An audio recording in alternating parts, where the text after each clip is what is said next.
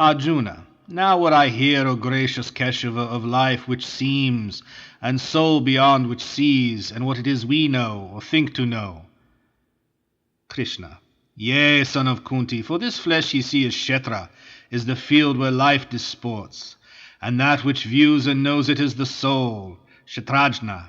In all fields, thou Indian prince, I am Kshetrajna. I am what surveys. Only that knowledge knows which knows the known by the knower. What it is, that field of life, what qualities it hath, and whence it is, and why it changeth, and the faculty that wotteth it, the mightiness of this, and how it wotteth, hear these things from me. The elements, the conscious life, the mind, the unseen vital force, the 9 strange gates of the body, and the 5 domains of sense, desire, dislike, pleasure and pain, and thought deep woven, and persistency of being, these all are wrought on matter by the soul. Humbleness, truthfulness and harmlessness, patience and honor, reverence for the wise, purity, constancy, control of self, contempt of sense delights, self-sacrifice, perception of the certitude of ill in birth, death, age, disease, suffering and sin, detachment, lightly holding unto home, children and wife, and all that bindeth men, an ever tranquil heart in fortune's good, and fortune's evil, with a will set firm to worship me only, ceasing not, loving all solitudes, and shunning noise of foolish crowds, endeavouring, resolute to reach perception of the utmost soul, and grace to understand what gain it were, so to attain. This is true wisdom, prince, and what is otherwise is ignorance. Now will I speak of knowledge best to know, that truth which giveth man Amrit to drink, the truth of him, the Parabrahm, the all, the uncreated, not Asat, not Sat, not form, not the unformed, yet both and more, whose hands are everywhere, and everywhere planted his feet, and everywhere his eyes beholding, and his ears in every place hearing, and all his faces everywhere, enlightening and encompassing his worlds.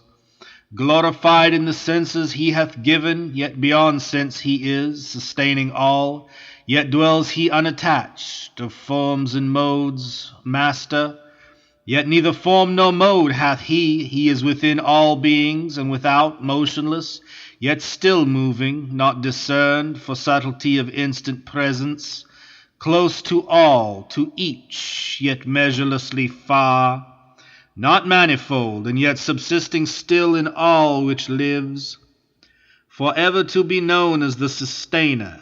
Yet at the end of times he maketh all to end, and recreates the light of lights. He is in the heart of the dark, shining eternally. Wisdom he is, and wisdom's way and guide of all the wise, planted in every heart. So have I told of life's stuff, and the moulding, and the law to comprehend. Whoso, adoring me, perceiveth this, shall surely come to me. Know thou that nature and the spirit both have no beginning. Know that qualities and changes of them are by nature wrought. That nature puts to work the acting frame, but spirit doth inform it, and so cause feeling of pain and pleasure. Spirit, linked to moulded matter, entereth into bond with qualities by nature framed, and thus married to matter, breeds the birth again in good or evil yonis. Yet is this, yea, in its bodily prison, spirit pure, spirit supreme, surveying, governing, guarding, possessing, Lord and Master, still Purusha, ultimate, one soul with me.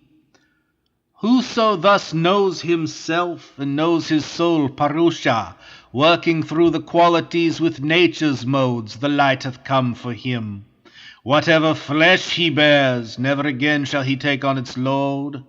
Some few there be by meditation find the soul in self, self-schooled, and some by long philosophy and holy life reach thither, some by works, some never so attaining, hear of light from other lips and seize and cleave to it worshipping, yea, and those, to teaching true, overpass death, Wherever, Indian prince, life is of moving things, or things unmoved, plant or still seed, know what is there hath grown by bond of matter and of spirit.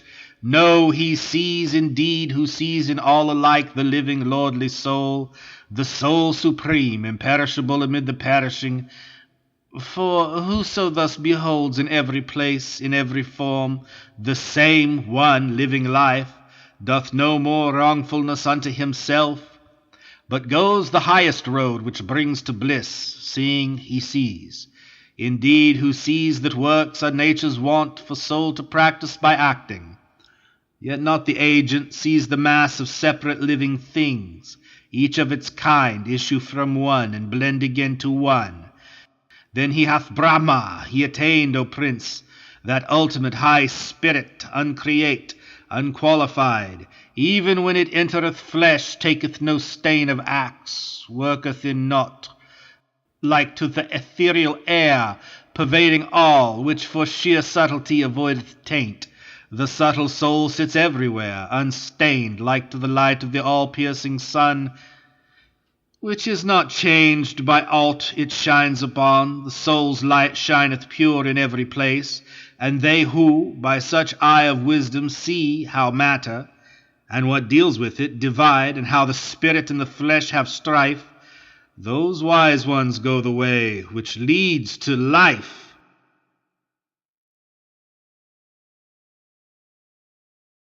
Here endeth chapter 13 of the Bhagavad Gita, entitled The Book of Religion by Separation of Matter and Spirit.